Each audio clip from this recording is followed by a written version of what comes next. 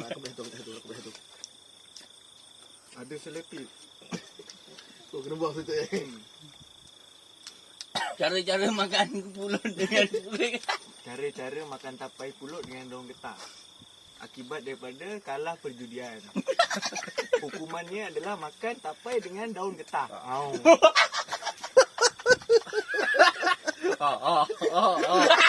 Anak kau.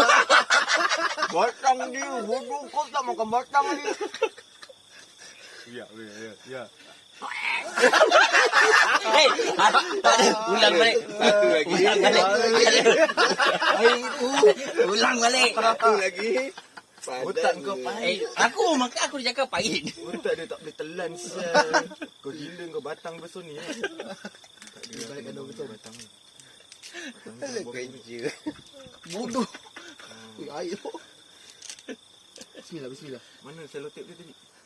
Selotip kakak kau. Ambil kau yang Selotip dia ni. Lagi belajar orang. Rasa kan. Akibat ni pengajaran untuk kamu semua lah. Jangan sesuka hati mencabar orang. Akibat diri sendiri, kita terkena sendiri.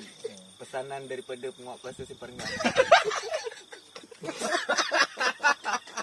Habiskan. Kamera.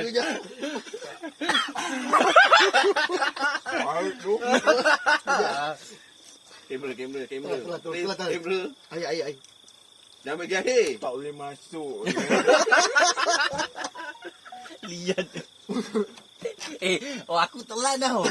Tak payah habis. Daun kita lagi. Bodoh tapanya dah habis dah ni. Dia lihat dah. Telan. Ibarat Tapi kamu ubat. seronok tau. Ui, tak nak habis. Asal kau nak pegang? Makan sirih. Hello, asal kau buang? Lihat ke?